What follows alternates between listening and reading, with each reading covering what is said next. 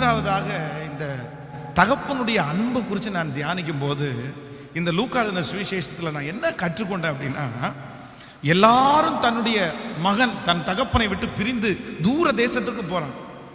அப்போ அவனுடைய சகோதரன் என்ன நினைக்கிறான் அப்படின்னா, திரும்பி என் தம்பி திரும்பி வரமாட்டான், என் தம்பி திரும்பி வரமாட்டான். அவன் எப்படி வருவான்? அவன் திரும்பி வர்றதுக்கு அவனுக்கு என்ன இங்கே இருக்குது? அவன் தான் எல்லாத்தையும் எடுத்துட்டு போயிட்டான்ல. அப்பாவுடைய உறவு வேணான்னு முடிச்சுட்டு போயிட்டான், அண்ணனுடைய உறவு வேண்டான்னு முடிச்சுட்டு போயிட்டான். அதுக்கு பத்தா குறைச்சலுக்கு எங்க அப்பா அவனுக்கு கொடுக்க வேண்டிய எல்லாத்தையுமே அவனுக்கு கொடுத்துட்டாரு. திரும்பி வந்து எங்கள்கிட்ட வந்து எடுக்கிறதுக்கும் ஒன்றும் இல்லை. கண்டிப்பா அவன் திரும்பி வர மாட்டான். அங்க இருக்கிற வேலைக்காரர்கள், சகோதரன் எல்லாருமே அந்த பிள்ளைய குறித்து என்ன நினைக்கிறாங்கன்னா, திரும்பி வரமாட்டாங்கன்னு நினைக்கிறாங்க. ஆனா போன மகன் திரும்பி வருவான்னு எதிர்பார்த்துட்டு இருந்தது யார் அப்படின்னா, தகப்பன் மட்டும்தாங்க எதிர்பார்த்துட்டு இருந்தார். உண்மைதானே? அதான் அவன் தூரத்தில் வர கண்டு அப்பா கூட இருக்கும்போது அந்த பையன் வந்து நான் நினைக்கிறேன் குண்டு குண்டு புசு புசுன்னு இருந்திருப்பான். ஏன்னா அப்பாவுடைய வேலைக்காரங்களுக்கே நல்ல சாப்பாடு, அப்பா வேலைக்காரங்களுக்கே நல்ல சாப்பாடு கொடுப்பாருன்னா பிள்ளைகளுக்கு எப்படி கொடுப்பாரு? கண்டிப்பா நல்ல சாப்பாடு தான் கொடுத்துருப்பாரு.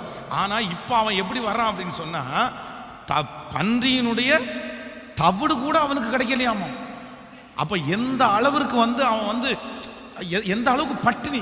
கண்டிப்பா சொல்றேன், புசு புசுன்னு போன பையன் உரு தெரியாம ஒல்லியாகி அடையாளமே தெரியாம தான் ரிட்டர்ன் வந்துருவான்.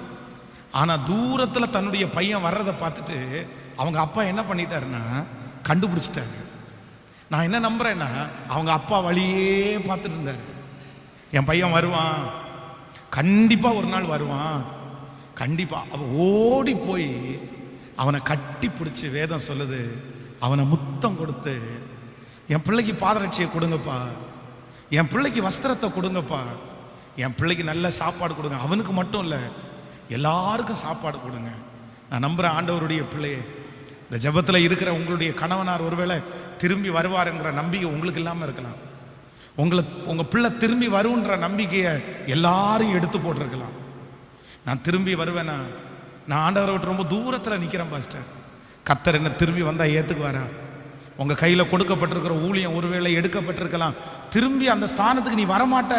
இனி அவன் எங்கே வரப்போறான்? இனி அவன் எங்கே பிரசங்கம் பண்ண போறான்? இனி அவன் எங்கே பாட்டு பாட போறான்? இனி அவன் எங்கே கம்பெனி ஆரம்பிக்க போறான்? ஆனால் நான் நம்புகிறேன், தகப்பனுடைய அன்பு, ஆண்டவர் ஒரு பிள்ளைக்கு எப்படி இறங்குறாரு அப்படின்னு சொன்னா, இல்லைடா நீ கண்டிப்பாக ஒரு நாள் திரும்பி வருவேன். நான் உன்னை எதிர்பார்த்துட்டு தான் இருக்கிறேன். இந்த ஜெபத்தில் இருக்கிற நிறைய பேரை கர்த்தர் எதிர்பார்த்துட்டு இருக்கிறாரு. இந்த 21 நாள் இரக்கம் செய்யும் வரை கூட்டம் எதற்காக அப்படின்னா, தூரத்தில் இருக்கிற உங்களை அவர் பக்கத்தில் கொண்டு வரும்படியாகத்தான் கர்த்தர் கொண்டு வந்திருக்கிறாரு. அதுக்காக தான் இந்த ஜெபத்தையே கர்த்தர் வச்சிருக்கிறாரு. மகனே நீ தூரத்தில் நிற்க கூடாது, மகளே நீ தூரத்தில் நிற்க, உனக்காக நான் எதிர்பார்த்துட்டு இருக்கிறேன். இந்த ஜெபத்தில் உலாவுகிற ஆவியானவர் தன்னுடைய 2 கரங்களையும் நீட்டி நீங்க எப்ப வருவீங்கன்னு கர்த்தர் ஆயத்தமா இருக்கிறாரு. அதனால மறுபடியும் நீங்க இழந்து போன ஜெப வாழ்க்கை வரணும், மறுபடியும் நீங்க விட்டு போன அந்த ஜெப அபிஷேகம் உங்களுக்கு வரட்டும், அந்த ஊழிய வல்லமை உங்களுக்கு வரட்டும், அந்த அபிஷேகம் உங்களுக்கு வரட்டும். இந்த 21 நாட்களும் நீங்கள் எவ்வளவு தூரம் போனீர்களோ அவ்வளவு கிட்ட சமீபமாய் ஆண்டவர் உங்களை கொண்டு வந்து சேர்க்க போகிறார். ஹல்லேலூயா. ஆண்டவர் நீ ஏத்துக்குவாரா? எங்க தகப்பனை நீ ஏத்துக்குவாரா? ஆண்டவர் என்னை ஏத்துக்க முடியுமா? நான் தான் எல்லாத்தையும் அழிச்சிட்டேனே, நான் தான் எல்லா கிருபையும் இழந்துட்டேனே. இல்லை இல்லை இல்லை இல்லை, அப்பா இன்னைக்கும் நமக்காக என்னதான் பண்ணிட்டு இருக்காருன்னா, அவரே பார்த்துட்டே இருக்கிறார். என் மகன் வருவான், என் மகன் வருவான். எத்தனை வருஷமானாலும் ஆண்டவர் எதிர்பார்க்கிறாரு, என் மகன் வருவான். இந்த காலையிலே உங்களை தட்டி எழுப்பி இந்த சமூகத்தில் கர்த்தர் கொண்டு, நான் சொல்றேன், இந்த பட்டணத்தில் எத்தனையோ கோடி ஜனங்கள் இருக்காங்க, இந்த இந்த தேசத்தில் எத்தனையோ பேர் இருக்காங்க. ஆனால் உங்களை மட்டும் இந்த ஆராதனையிலே கலந்து கொள்றதுக்கு கர்த்தர் ஏன் இரக்கம் பண்ணாருன்னா, உங்களை கர்த்தர் ரொம்ப எதிர்பார்க்கிறார். உங்களுக்காக ஆண்டவர் காத்துட்டு இருக்கிறாரு. நீங்க அவரிடத்துல வந்தாதான் வெற்றி. நீங்க அவரிடத்துல வரும்போது எல்லா மகிமையும் உங்கள் தலையின் மேல வைக்கப்படும். ஹல்லேலூயா. அதைத்தான் பைபிள் சொல்லுது, தகப்பன் தன் பிள்ளைக்கு இறங்குவது போல கர்த்தர் தமக்கு பயந்தவர்களுக்கு அவர் இறங்குகிறார். இன்னைக்கு முழுக்க நீங்க என்ன சொல்லிட்டு போனோம்னா, ஆண்டவரே நீர் என் அப்பா, நீர் என் அப்பா, நீர் என் அப்பா, நீர் என் அப்பா. என் அப்பா மாதிரி நான் உங்களை பார்க்குறேன் ஆண்டவரே. என் அப்பா இந்த ஸ்தானத்துல இருந்தா இறங்காம இருப்பாரா? கண்டிப்பா இறங்குவாரு.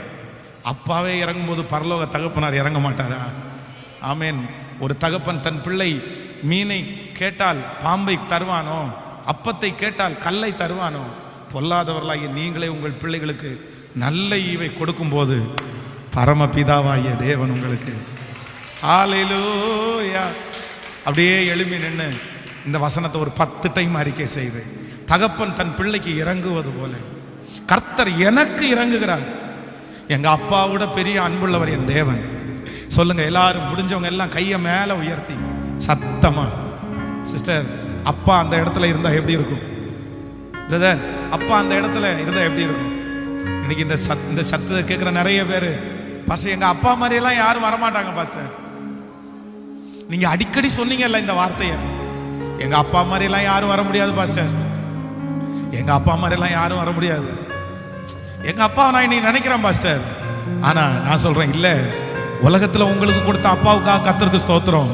ஆனா பரலோக அப்பா அதை விட உங்க மேல பாசமுள்ள அப்பா, அதை விட பாசமுள்ள ஒரு அப்பா. தகப்பன் தன் பிள்ளைக்கு இறங்குவது போல கர்த்தர் தமக்கு பயந்தவர்களுக்கு இறங்குகிறார். உங்களுக்கு இறங்குகிறார், உங்கள் பிள்ளைகளுக்கு இறங்குகிறார். சின்ன வயசுல இருந்தே என் அப்பாவுடைய அன்பை நான் பார்க்கவே இல்லை பாஸ்டர். எங்க அப்பா யாருன்னு எனக்கு தெரியாது. எங்க அப்பா என்ன பகைச்சார், எங்க அப்பா என்ன வெறுத்தாரு, எங்க அப்பா நல்லவரே இல்லை. எங்க அப்பாவுடைய அன்புனா என்னன்னே எனக்கு தெரியாது. ஆனா அப்படிப்பட்டவங்களை கூட பார்த்து கூட ஆண்டவர் சொல்றாரு, இல்ல நீ நிறைய பேருடைய தகப்பனாரை பார்த்திருக்கல்ல, தகப்பன் அந்த பிள்ளைக்கு எப்படி இறங்குவாரோ அப்படியே உனக்கும் உன் பிள்ளைகளுக்கும் நான் இறங்குவேன்.